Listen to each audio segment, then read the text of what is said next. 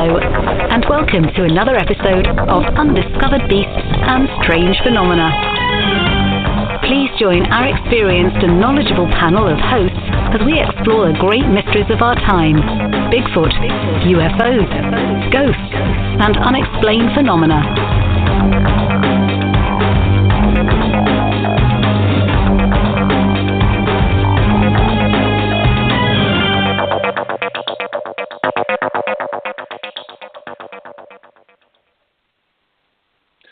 Good evening, everybody, and welcome to our show tonight.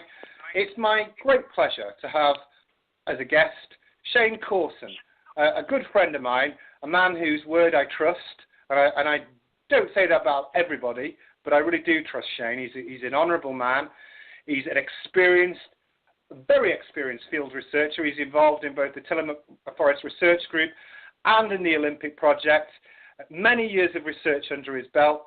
He tends to adopt, I think it's fair to say, a scientific methodology. He's inquisitive, he's a great outdoorsman, and he's the sort of guy you want round a campfire. He's the sort of guy who will entertain you. So he works hard, but I think he plays hard as well. Is that a fair analysis, Shane? That's more than fair, Adam, and thanks for having me on. My pleasure, my pleasure. Well, what I wanted to do really is I know many people know you, some don't, but it's useful to get some of your background, I think. So, what age did you come to the United States? I came to the U.S., California more specifically in the U.S., when I was at the age of 13, having come over from Scotland. So you're Scottish by descent. You wear kilts occasionally, don't you, I'm told? On occasion, a rare occasion, but I do. Excellent. Do you have like a Highland tartan? Are you a Highlander? I am a Highlander. I'm also an islander because I was raised on an island off the west coast of Scotland called Islay, a very small Hebridean island off the west coast of Scotland. So I wasn't on the mainland. And with that, so everyone knows, each Pacific clan has their own tartan, don't they? What's your tartan, Shane? My tartan is a yellow and black and red tartan. It's specific to the Corson clan on my dad's side. Now on my mom's side, it's a more traditional McDonald tartan with the green and blue and whatnot in there. So it's very specific to the family and the clan, and we have our own specific crest. And there's a lot of heritage there, and it's fascinating. But yes, I indeed do have my own tartan that I'm very proud of. Good stuff. Well, I want to talk about that because I don't think necessarily everybody knows that there are different tartans. And you, just one last thing on the cultural heritage. A lot of Highlanders wear these dirks. Do you want to tell people what they are? Dirk it's a small knife held in the sock. Traditionally it was a weapon. Nowadays it's more of an ornament. It's a small knife on the side of the leg held in the sock area, and it's just, like I said, nowadays it's more of an instrument. It's just more of a something for show, whereas in the olden days, along with other parts of the kilt attire, they were used for actual combat and whatnot more, but nowadays it's very much just a tradition to wear that sort of stuff. And but I do in fact have one as well. There you go. So hundreds of years ago, you wouldn't mess with Shane Corson of the Corson clan. He would have run screaming with his dirk aloft and his cutlass through the heather. Yeah, and you wouldn't mess. Probably not. Looking back at my heritage, we were a fierce bunch roaming the Highlands, and my heritage dates back to the Lord of the Isles, and so we have a long standing history of being a little bit of a brutal bunch, fought in many wars, and back then not so much. Nowadays, the Corson clan is a peace-loving group that enjoys everybody, and we're not fighting over territory. Good stuff. Well, your history is fascinating. I mean, my first degree was in history, so I'll talk to you about that another time. But thank you for the background. So you end up in the US at 13. When did you first get interested in Bigfoot? Well, yeah, that's a great question. Honestly, when I lived in Scotland, when I lived in Ireland, my mom got me interested in cryptozoology in general. I was very much interested in dinosaurs. Dinosaurs were a huge thing for me, and I would write paleontologists on the mainland in Glasgow and Edinburgh and get their feedback. And so I was very much interested in paleontology and dinosaurs. And, of course, living in Scotland, you have your own cryptids. You have the Loch Ness Monster, the Gray Man. You have, these black cats that are reportedly sighted.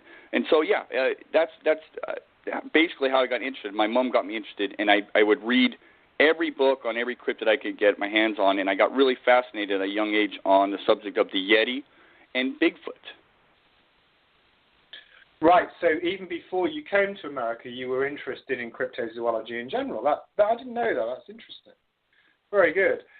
So you find yourself in America, obviously, when your family moved.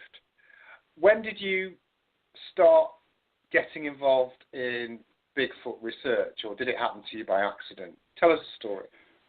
Yeah, exactly. No, actually, it didn't happen by accident. I came to the States, and at the time I was living in San Diego. I was very much interested in the topic because of my enthusiasm, having been in Scotland and hearing about stories about Bigfoot here in the States. And so I'd read material and watch every TV program and documentary that I could. And I started at a young age just, reading local stories, even in the San Diego area that I know you're very familiar with. And so I really didn't start doing any field investigations until about 97. I would travel around the San Diego area, look into stories like the Zoobies out in Alpine, and I would travel around all these different areas of the desert and just, look around and talk to anybody that was willing, and never really got a whole lot, And it wasn't until about really 97, the latter part of 97, where I started traveling to San Bernardino in Northern California, specifically Yosemite, and that's where I would do a lot of my field research, as I called it then, and tried to reach out and interview witnesses, as many witnesses as I could get my hands on. And they were far and few between, to be honest with you.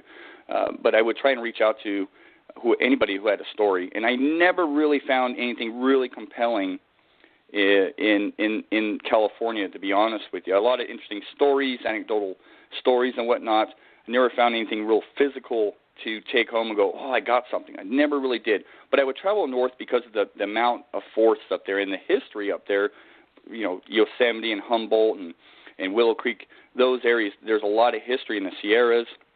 And I really never me personally, I've never found anything really compelling or anything. There was nothing I couldn't just write off as something known.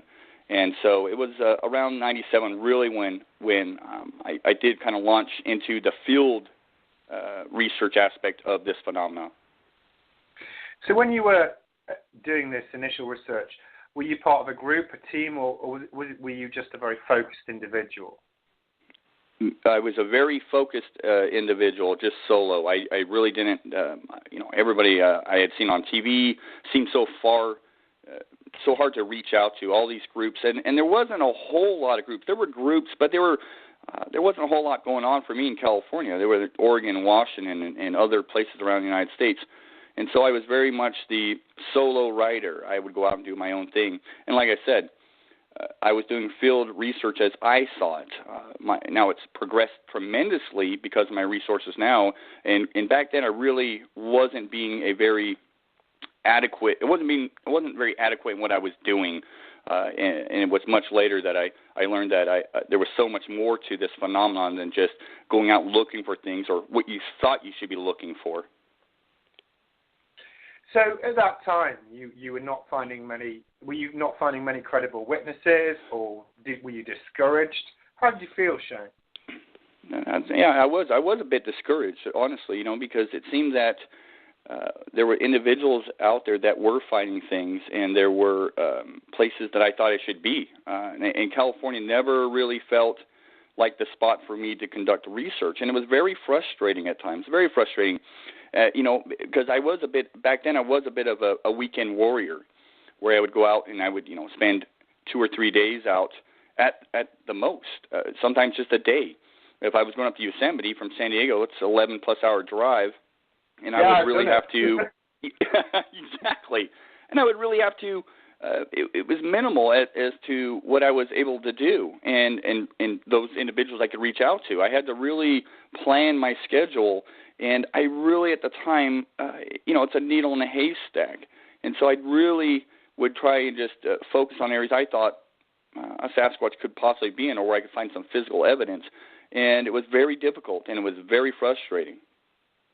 You were frustrated. How many years of this sort of frustration did you find yourself in? Was there a pivotal moment when changed for you, and if so, how? Well, the pinnacle moment was my encounter, but beforehand, from about 97 through 2008, I was in California, and in 2008, I moved to Oregon, just outside Portland, Oregon. And that's when my interest really, I got a little bit more of an energy, a little more of a rejuvenation into, it was somewhere I always wanted to end up was either Oregon or Washington. I thought that if I was to do anything or find anything or collaborate with anybody, it had to be up here, in the Pacific Northwest, Oregon or Washington. And so there was a long span. I did talk to individuals that had interesting encounters, but still I was like, well, that's, an encounter that happened 2 years ago, sometimes 10, 15 years ago. There were very few and far between where there was a recent sighting or encounter that I found credible to actually investigate.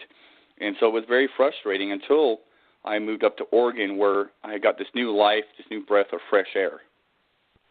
And why did you move to Oregon? Yeah, I met my wife, my wife now. I met her in San Diego, and she is an Oregon native, and she has a lot of family up in Oregon. And when we had the chance to move up here, I took it. She said, "Would you like?" She was missing Oregon and her family. I said, well, "I'm there like yesterday. I'm there. Let's go. I need a change, and I love to hike and I love to fish. And the Pacific Northwest, bar none, is some of the best hiking and fishing and most scenic places on planet Earth." And so I jumped at it, and we moved up here, or up at the time to Oregon, Beaverton, Oregon, just outside Portland, in 2008. And it was one of the best moves I've ever made. So you met your wife Summer. Is it true, Shane, that you wooed her because you were an amazing dancer, or is that just an urban myth? Well, that is part of it, definitely. I'm like the Scottish John Travolta, and so it was it was definitely, it's hard to resist my dance moves, and when and of course, being Scottish, I've got that Sean Connery in me, and we're very charismatic, very James Bond-like. Are you a 007 or a 003.5? No, you don't have to answer that question. So what was it about Oregon that was different to California? Because California was, for me, when I'm looking at what you said, you're pounding away, you're trying really hard, you're getting frustrated, you're getting nowhere. Why was Oregon so much different to you? Well, really, so San Diego or Southern California is completely different than Northern California. And if I was to stay in California, I always wanted to move north. Well, I got the chance to move even more north in Oregon. And Oregon is just an amazing state. Like I said, you got where I lived. I was, instead of being in San Diego and living 5, 6+ hours, anywhere that I really wanted to investigate, I was that far away. Maybe 2 hours at the tops, but anywhere I really wanted to investigate was much further north for me personally. Now, Oregon, I'm in Portland, Oregon, and you have, you're an hour from the coast, an hour from the mountains. I was right in the heart of what I thought was a perfect location to conduct research, and so it very much appealed to me. And not just for the research aspect, like I said, the hiking, the scenic views, the camping, the fishing. I'm a ridiculously avid fisherman, and I dreamed of fishing in the Pacific Northwest, and that came true. But on top of that was the fact that I was that much closer to what I thought I can conduct some a little more serious research where I could and maybe collaborate with somebody because of all these individuals that were up in the Pacific Northwest. So that worked out then for me, and it's working out for me now. So was there any particular individuals that you started to make contact with that you thought, actually, I can work with these people, they're useful, and they know what they're doing?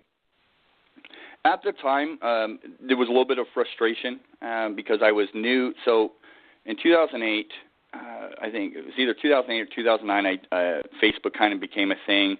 And I was in the Bigfoot forums, which was a big thing back, and still, I think, around. I'm not so active in it now, but the Bigfoot forums were an online community where you could talk with individuals. But even then, from 2008 through about 2011, 2012, I was frustrated because I was having a hard time reaching out and finding individuals, and I was really rather busy with work and whatnot. But I was trying to, trying to get a group or collaborate with like-minded individuals, and because of Facebook, I did actually reach out to a few individuals, but they were not as serious, I guess, as I was about the subject matter. They were less than weekend warriors and were more about partying and drinking and having a good time, which is all fine and dandy. I'm as guilty as anybody, but I really wanted to get out into the woods and travel and learn the area that I was in, because it's very difficult to do research if you don't know where you're going or what you're doing or and whatnot. So it was very frustrating for a number of years, and it wasn't until my encounter in 2011 that it really shifted gears with me, that it really compelled me to try harder and reach out, because I realized that this was not going to be a one-man show, that it was more difficult than I thought, more than ever. And so, yeah, it was a number of years of frustration there, but I knew that I was in the right place. So you're in the right place, so you feel better about the research. What moment was it that changed your attitude from one of frustration to one of feeling positive? When did that turn happen? Right. Would you like me, basically it was my encounter in 2011. Would you like me to elaborate on that? I would, yeah. Tell us where you were, what you were doing, and what happened. Okay. Well, I at the time I had via work, I had a few buddies that were avid fishermen as well, and avid hikers. Well, one of the guys was an avid hiker. The other guy was a transplant from Boston, but he wanted to get out as well. And neither one of them were really interested in Bigfoot and whatnot. It was more of my passion. But we were very avid about fishing. That was our connection. And so we started researching areas. We wanted to hike in some high mountain lakes. And we found this location in the Mount Hood National Forest back in August of 2011. And we planned a trip out for a weekend trip just to go fishing. And so basically we head out to this location, set up our camp and whatnot, and do a little fishing at this lake that we had camped at. We had set up camp at. And we were fishing this lake and whatnot, and we went on this long hike to find some of the other mountain lakes, and we had got turned around and lost, completely lost. We ended up hiking about 17 miles, getting completely buggered. I mean, we were just lost, and it was a little bit freaky because one of the guys in our group was deathly afraid of bears, and this is a bear haven. There's loads of bears up in the Mount Hood National Forest, and he literally brought a pot and pan with him on the hike, and he would bang his pot and pan together to scare out the bears, and they got so annoying we told him to knock it off. But anyways, we were lost. So we eventually yeah. So he's banging the pot and pan for 17 miles, is he? Yes, he did. This was a guy that's from Boston. He's not familiar with the local fauna, specifically bears. And after how many miles did you say, you know what, man, quit it? I've had enough of the banging. How long did that take? It was probably 4 or 5 miles. It wasn't constant, but it was enough to annoy us because we knew we were lost. And secondly, we just, I've been around bear, and my buddy Mitch at the time, he's been around bear, and we said, knock it off. We were all armed and we were comfortable. We weren't worried about bear. We weren't like way off trail. And so, 4 or 5 miles, I would say, and it did in fact knock it off, but it was annoying at the time. But that actually may later play into why I think I had this experience. Okay, so you stopped him banging. What happened next, Shane? So we're hiking around, and we basically got to a point of almost picking straws as to what direction to go.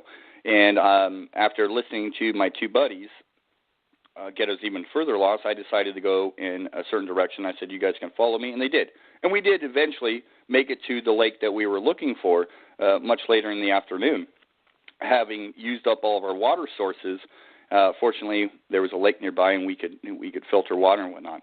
And we make it to this particular lake and fished it, and then headed back to our camp, because it was actually a fairly decent kind of a game trail sort of scenario back to our camp. From that lake, we knew exactly how to get back to our camp. And we did make it back to our camp. We set up a fire. We did a little more fishing at the lake, and we called a night about 11:30 or so. My buddy, the Bostonian, was playing a little bit of music before bed, and we called it a night. And around 2 o'clock in the morning, now let me tell you this, we'll backtrack a little bit. We had 3 separate tents in close proximity to this lake with a hill off to the west of us, just a little hill. It wasn't a huge hill, but we're completely surrounded by trees. It's a very scenic lake, high mountain lake, lots of trees around, and a lot of wildlife. Though that day we didn't see any wildlife, but there's a lot of wildlife up in this area. And we set up, our tents, went out, and we go to bed, 11:30, and about 2:30 in the morning, I'm laying in my tent, and I hear what sounds like 2 rocks being smacked together. And it's getting closer. And I hear my buddy Mitch, just a few feet away, whisper. He says, "Do you hear that?" I said, "Yeah, I hear that." He said, "Are you awake?" "Yeah, I'm awake." "And do you hear that?" And I'm hearing this rock clanking. What it sounded like. It was very odd at the time. I didn't know what to make of it, but it was getting closer. And then it kind of subsided, and there was like this weird, what do you call a tree knock? There was a tree knock, and then you could hear something. The tree knock was a little bit of a distance away, I believe, and pardon me. And then we could hear something moving around this hillside. Sounds like it's either breaking branches off a tree or stepping on large branches. And there was tons of deadfall on the ground, tons of dead branches on the ground. It was fairly dry out, even though it's a really wet environment generally. It was a warm summer, so it was really dry. And it sounded like something was moving around, and we were both perplexed. The third member of our party, he was passed out. He never heard any of this. And so we were listening, and eventually whatever was walking around, it stopped, and you heard this rock clanking sound pick up again, and it took off, and that was it. And so the next morning we all wake up, and my buddy Mitch and I were discussing this amongst ourselves. What could it have been? Could have been, an elk, or, was it antler sounding? What could have made this sound? And we really couldn't figure it out. And, of course, my buddy from Boston didn't hear any of this and thought we were just messing with him. And so even though in the back of my head I was going, this is kind of interesting, well, our goal that weekend was to fish. And so we hiked to another lake, this time not getting lost. We hiked to another lake, and we fished all day. And so how far away was this second lake from the first time you'd heard these noises? It's about a mile away. This area has about 5 lakes in general vicinity. The most you have to walk to any of these lakes, except for the exception of one, which is about a 7-mile hike. All the other lakes are about a mile apart, basically. A mile apart, with some being closer, a quarter of a mile to 3/4 of a mile. But this particular lake that we hiked to fish for the day was about a mile away. Okay, great. So you're at the second lake. What happened next? Yeah, well, basically we just enjoyed our day out that lake, and we caught a load of fish, and we were, having a good time. It was a nice day, and we hiked around the lake and fished it, and we started making our way back towards our camp towards evening.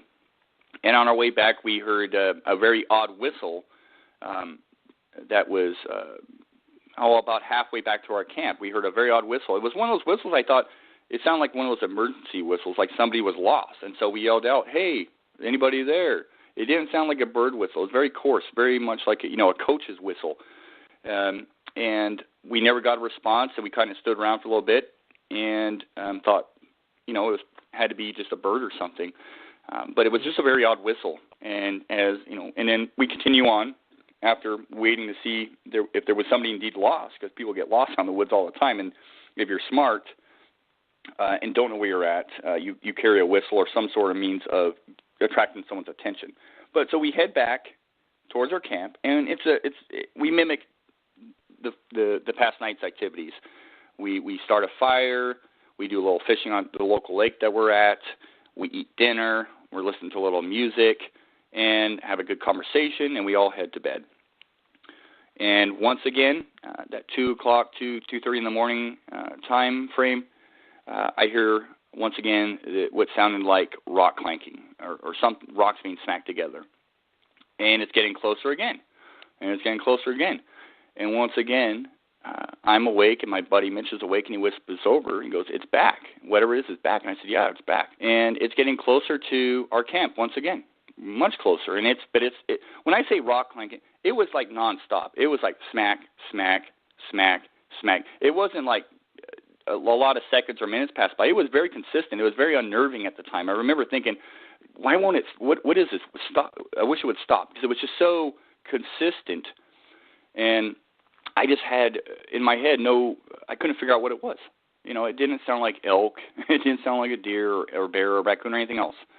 And it was getting closer. Well, as it got closer, that subsided again. And once again, we heard something moving around our camp up above this hill, breaking branches. But this time it sounded a little more threatening.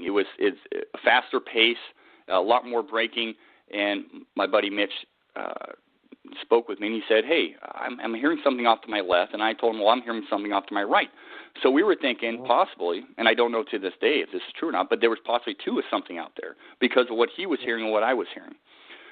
Well, that carried on for a little bit, and then it stopped. And as we're laying there, and of course my buddy from Boston he was still out. As we're laying there, the most powerful power knocks you ever heard in your life, and I call them power knocks now. At the time I didn't, but something had hit a tree so hard that you could feel it on the ground in your tent. It was just smack, and it happened 5 times. Bam, bam, bam, 5 times, and you could feel the reverberation underneath your tent. And I will tell you, up in the Mountain National Forest, it's very there's so much root from the pines and whatnot and debris that when you're walking along the trail, you can actually almost feel your footsteps. It's kind of hollow, kind of a hollow sound. Well, it made sense to me. Someone was hitting a tree so hard because you could hear the echo. It sounded like a baseball bat from Hades. I mean, just smack. And that freaked me out. It freaked me out. And finally, because of the power and the noise, my buddy from Boston, Ian, he awoke and he said, "What the heck is that?" And we were like, "Shh, quiet, quiet." And then that subsided, and we're all three sitting there. My heart's in my head, and I could hear my breathing, and I was trying to calm myself down. And all of a sudden, you hear something coming through the trees up high. You hear it hitting branches. It's coming down, and you hear a thud, and it landed next to whatever it was at the time. It landed next to my buddy Mitch's tent, and he was closest to the lake. And it was a little bit muddy there, so it made a real thuddy, slick sound. And he said, "Oh my gosh!" And I said, "Yeah, you know what that was, right?" And we both knew it was a rock. Something had thrown a rock. You could hear it clear as day, coming through the trees, hitting the branches, and it landed right next to his tent. Well, right then I knew that I was probably having a Bigfoot encounter. I'll be honest with you. I thought, "Oh my gosh, this cannot be happening. I'm on a fishing trip, and I'm having a Bigfoot encounter." And I can't even tell you thoughts running through my head at the time. Were you excited? Were you afraid? Were you just freaked out? What was it? All of the above. I was excited, but I'll be honest with you, I was freaked out. Because not only did we have something come to our camp one night, we had something come to our camp 2 nights, so the second night. And everything escalated after that first night. Everything escalated. So it wasn't just something came by and left. No, it escalated. We had these power knocks, and then we had this rock coming to camp, and I didn't know what was going to happen. I had no idea. I was a bit freaked out. I could literally feel my heart in my head, and I didn't know what to do. And we were armed. I was armed with a weapon, and I just it didn't even feel like it was even going to amount to anything. That was useless at the time, especially at night. And I was completely petrified. I remember laying there on the ground, unable to move, and I said, "Calm down, calm down." I walked myself out of it because this is nothing I've ever experienced before, and I walked myself out of it. Now I wasn't paralyzed. It was just fear. Fear and adrenaline had gotten a hold of me, and I walked myself out of it. Said, "You know what? If you were meant to be hurt, you'd probably be hurt by now. This is some sort of demonstration." At least I was hoping, talking myself out of it. Yeah. So that happened. The rock comes in, and it got kind of quiet. But at times you could hear something moving around, and I decided to unzip my tent and take a peek. My buddy Ian, I was kind of afraid that he might do something. He was kind of freaked out. I was afraid he might start shooting, and I decided I was going to kind of calm him down. I unzipped my tent, and I'm looking around. I'm looking around the area, and from behind a tree, I see something swaying back and forth. And as I'm locking my eyes on it, and my eyes adjusting to the light, I can make out that it was not just something behind a tree. There was an arm with a hand on the front of this tree, and it was rocking back and forth. I can make out a head and a shoulder, and I could see that this thing was a hairy something, and it looked monstrous in size, and it was from the direction of the trail that we came into, slight on an incline. It was up on a hill, and it solidified for me that Bigfoot was real. I knew what I was looking at. It was monstrous. It was swaying back and forth. I couldn't tell at the time if it could see me, but I knew that I could see it, and I figured it could probably see me because even though I tried to unzip my tent really quietly, it still makes a noise. It was definitely quiet out there other than the zipper noise. And when I saw this figure, it was just monstrous, and it was swaying back and forth. And at some point, within a few seconds, I don't know if it's because of the zipper or if it saw me, it took its hand off the tree, and it peeled around and went up the trail, and it walked away. And that was it. That was the end of our encounter that night. And we laid in bed, each one of us, without saying a thing. I laid back down, and I just laid there praying to God for daylight. I wanted daylight, which was a few hours away, I knew. And as soon as daylight hit, we really didn't discuss too much other than we were getting out of there, and which we did. We packed up camp and headed out. So let's go back, if I will, because that was a very powerful account, Shane. When we talk about that, when you say daylight, what time do you think it was? 3 a.m. or something like that when this happened? Yeah, it was roughly between 2:30, and it wasn't. To this day, I can't tell you how long it occurred because I was at the time. The first night, it definitely lasted about 20 minutes, the whole experience. The second night, I have a hard time recollecting because it seemed to be slow motion, and I think everything was done and said by about 3 o'clock in the morning. So we had about 2 hours before sunrise, or so, and so there was that time there, of just waiting and waiting. We wanted to pack up, but we didn't know if anything was still around, and so there was, it was a few hours until daylight. So, did all three of you see it? Pardon, say that again, Adam? Did all three of you see it? No, just me. I was the only one to unzip the tent and view this figure. I was the only one to unzip it. I never even discussed it. Pardon me, that I had seen it until the trip home. We didn't discuss it at all during the whole camping. It was until the way home that I said I saw something. But yeah, I was the only one. And can you remember any more details about it? How big was it? Did you see its eyes or its face? Or was it mainly a shadow, a silhouette? It was a lot of a shadow, monstrous shadow, but I did see its eyes because our fire was so. We had built up our fire. My buddy Ian was, every night he wanted a huge fire, and so he had built up the fire so much so that it burned all night long. And this figure, pardon me, was only about 30 feet away, and so I did see an eye, but I couldn't make out more. I couldn't make out a whole lot of facial features. It didn't look like there was any hair on the face at the time. It was I could see the silhouette of hair hanging off of it. I couldn't really make out a color other than it was dark. The hand on the tree, it looked like there was fingernails, but I couldn't really make that out itself.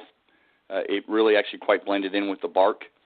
And the only reason I know how roughly tall this figure was is because eventually, having gone back and measured it, and I know that there was a branch right over the top of this figure's head when it was swaying.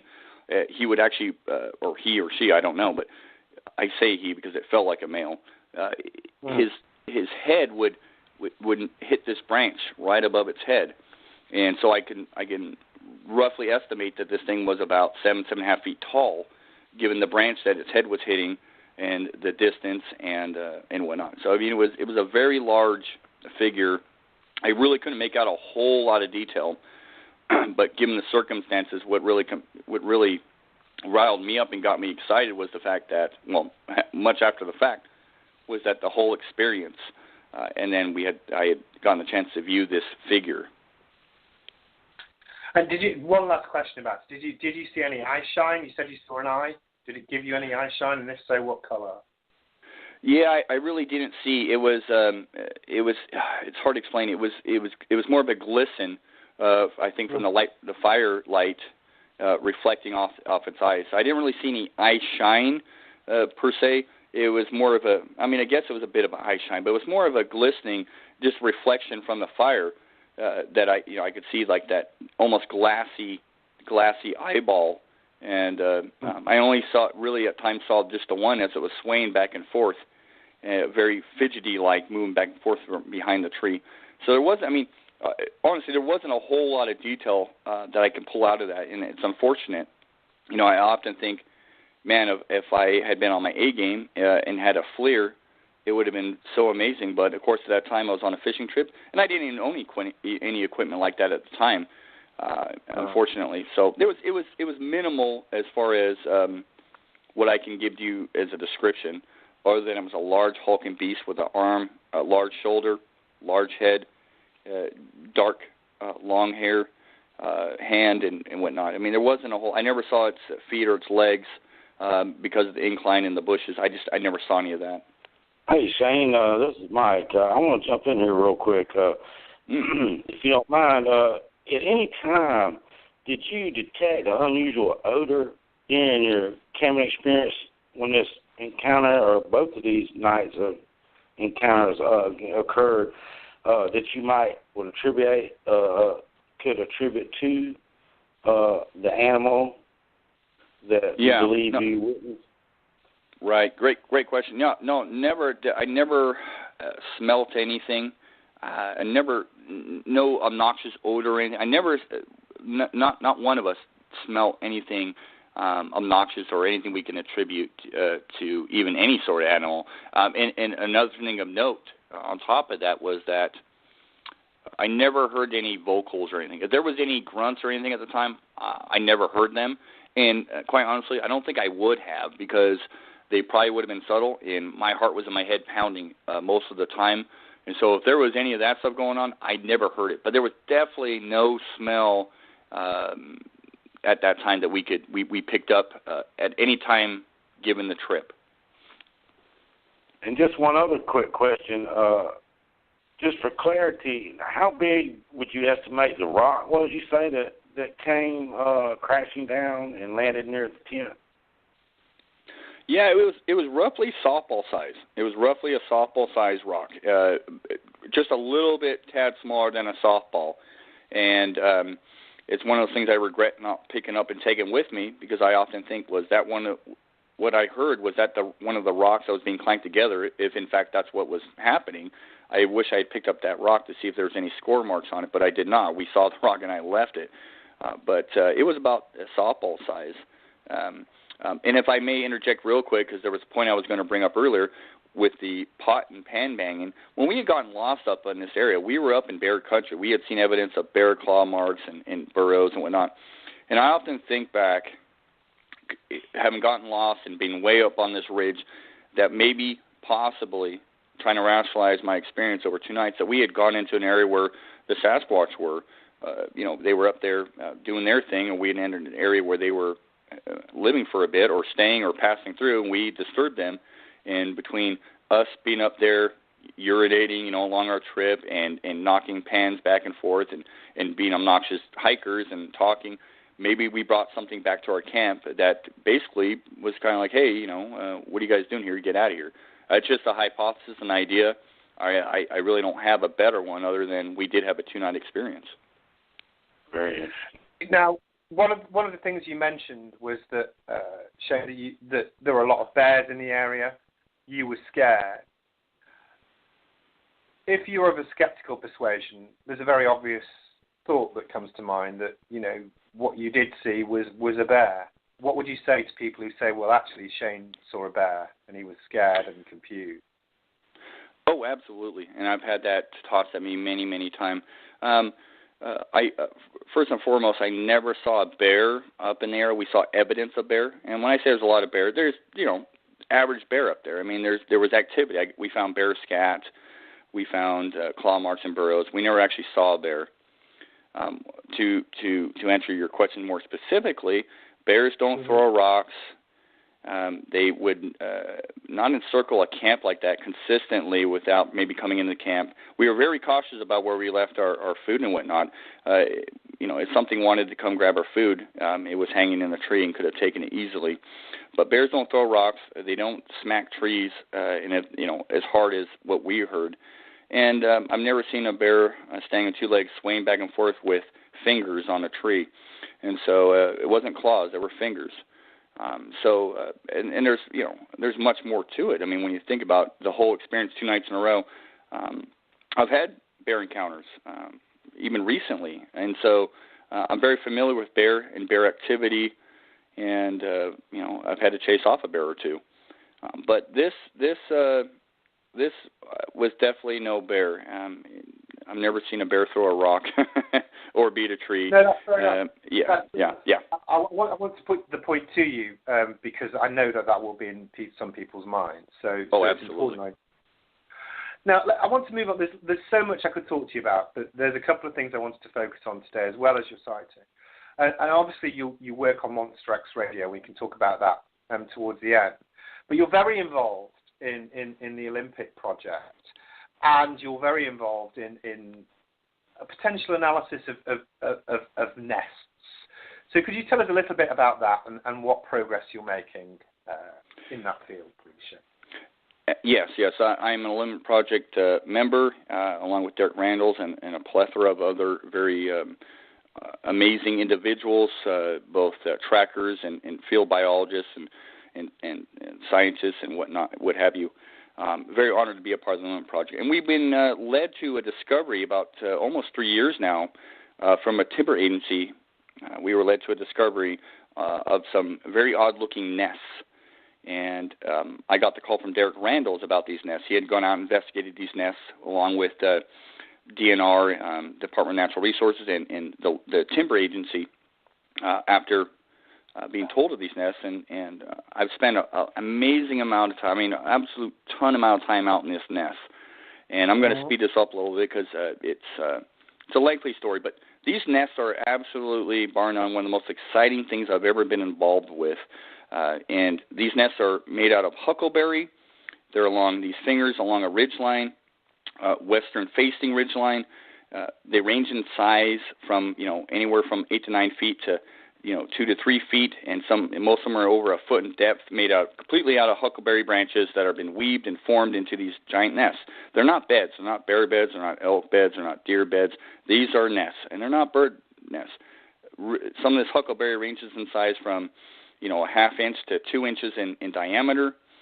And so we've been studying these nests for over 2.5 years, documenting We have a total of 21 nests that we've discovered over multiple fingers, and we have included Dr. Jeff Meldrum in the process because these nests have included bear biologists as well, and they're not bear beds.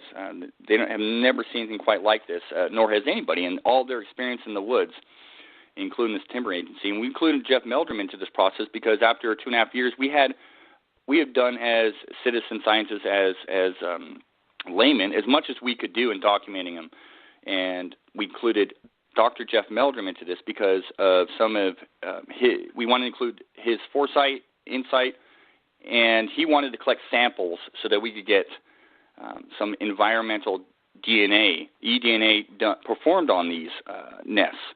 And basically, eDNA or environmental DNA is DNA that an organism leaves behind as it moves through an environment, like skin cells or feces. We as humans, we're constantly dropping skin cells. We're leaving traces of us being there everywhere.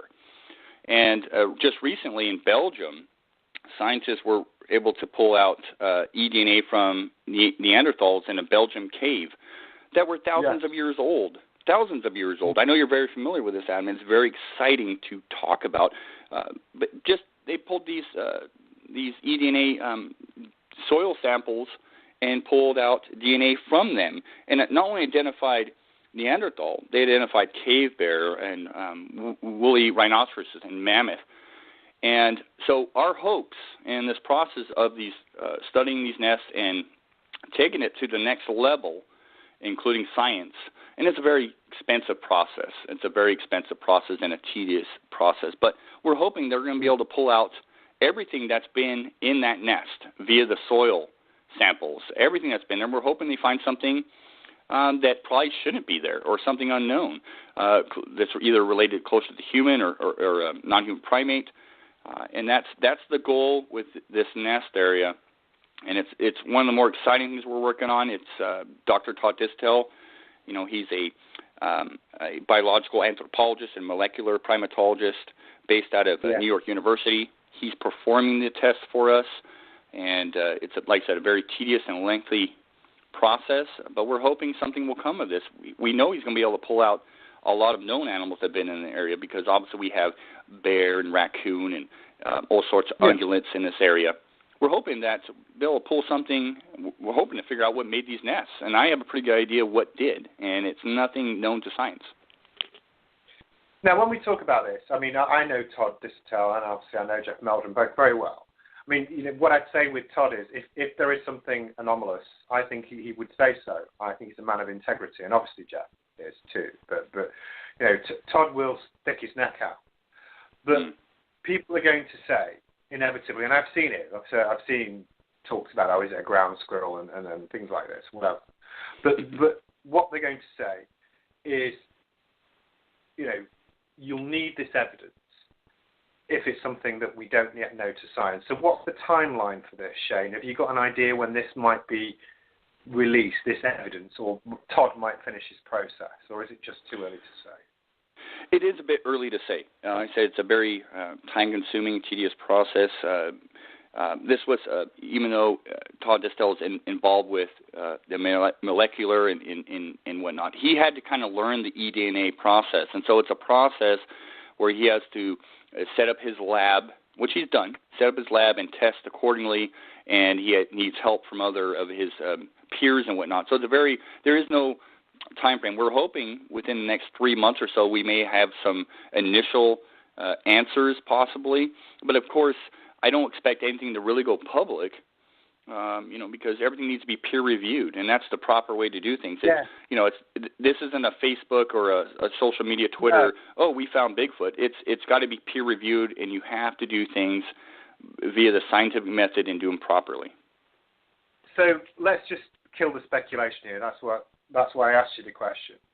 You're not going to make an announcement on Facebook, because that's not a good place to announce great research. What you are going to do, if I can summarize what I think you're going to do, and you can tell me if I'm wrong, is if there is something interesting, and even if there's not, somebody would write a scientific paper or Todd may write one in collaboration with Jeff, but somebody's going to write a paper, and that has to be peer-reviewed.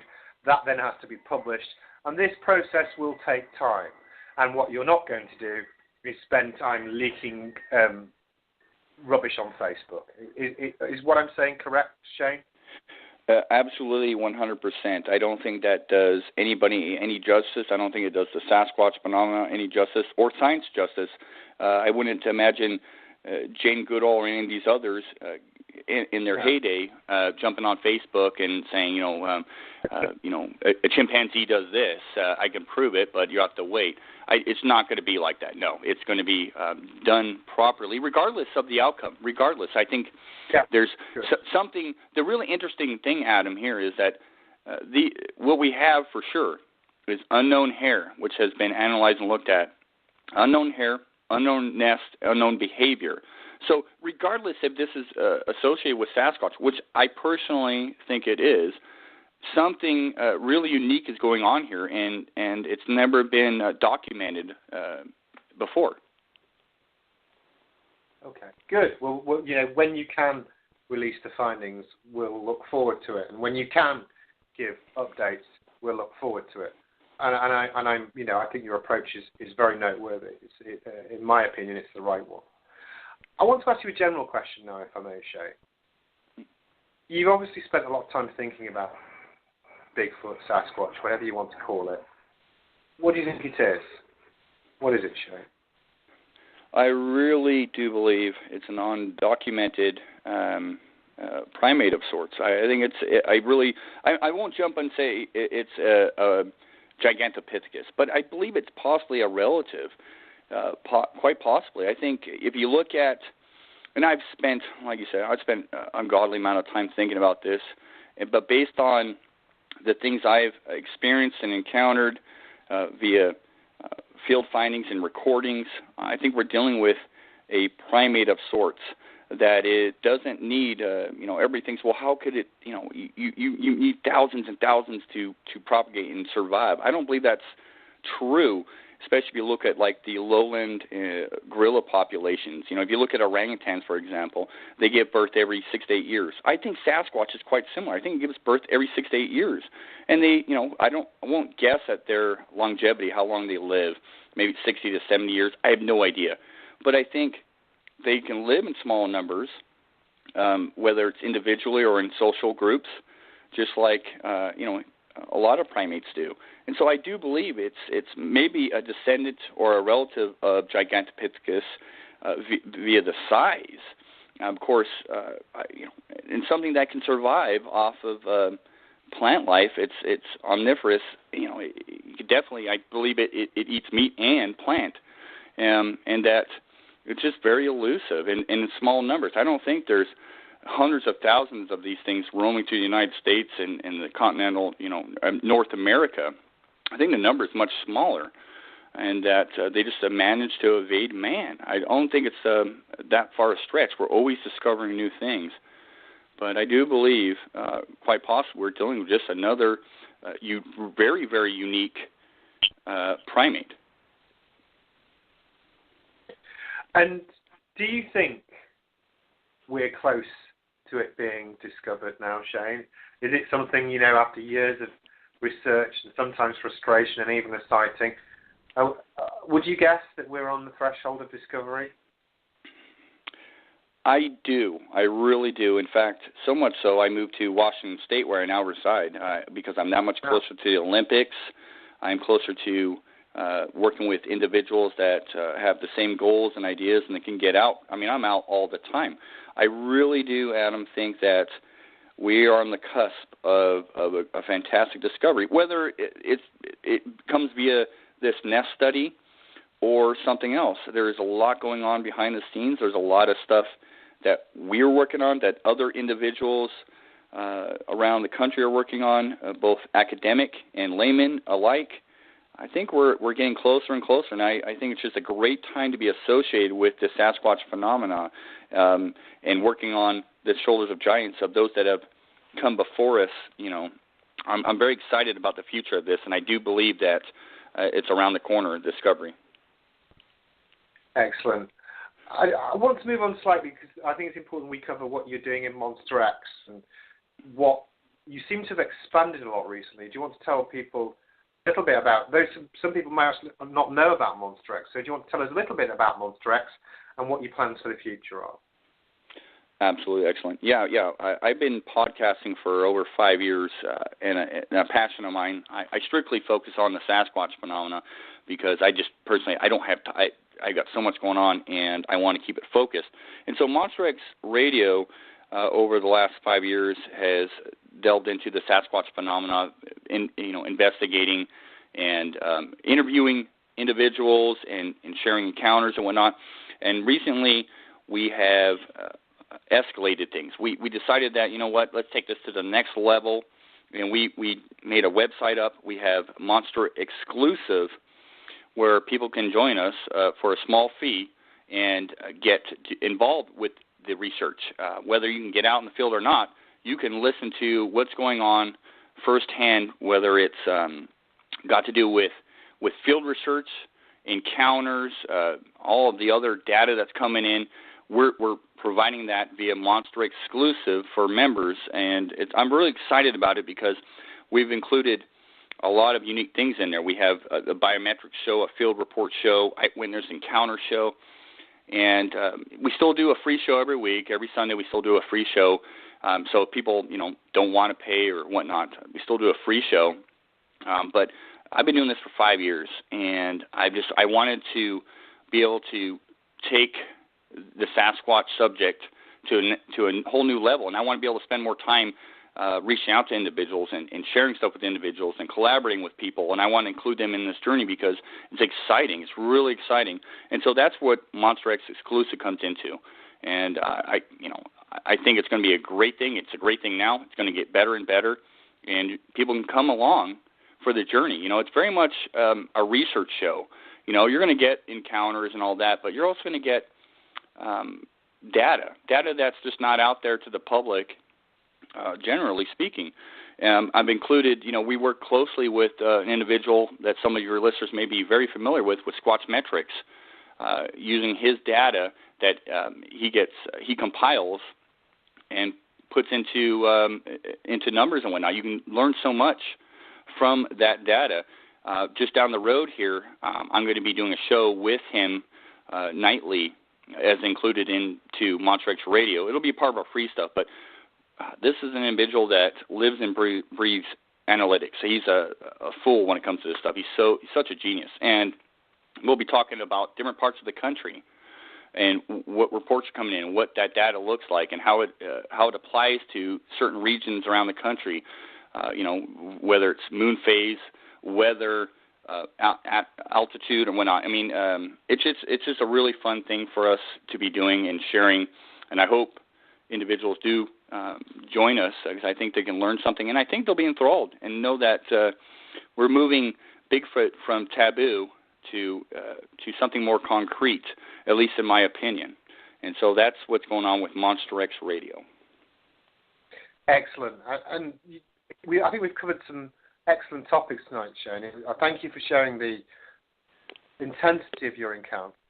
Thank you for sharing the updates on the Olympic project and the Nest, and on what you're doing on Monster X.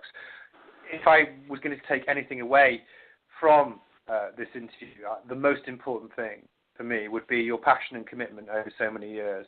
And so I thank you for that, and I thank you for being with us tonight, Shane Corson. Thank you so much, Adam and Mike. I really enjoyed my time this evening, and just thanks for having me on. I have a lot of respect for you both. And Adam, I know you got big things on the horizon, and you're somebody that I follow adamantly and really look up to. And so keep up the great work, my friend. And Mike, thanks for having me on and putting together this fantastic podcast. Well, thank you very much, Dave. We'll be in touch very shortly, and I certainly will. I hope to see you as soon as I possibly can. Take care. Likewise. Thank you. Thank you very much, ladies and gentlemen. We'll be back next week covering Champ. Good night.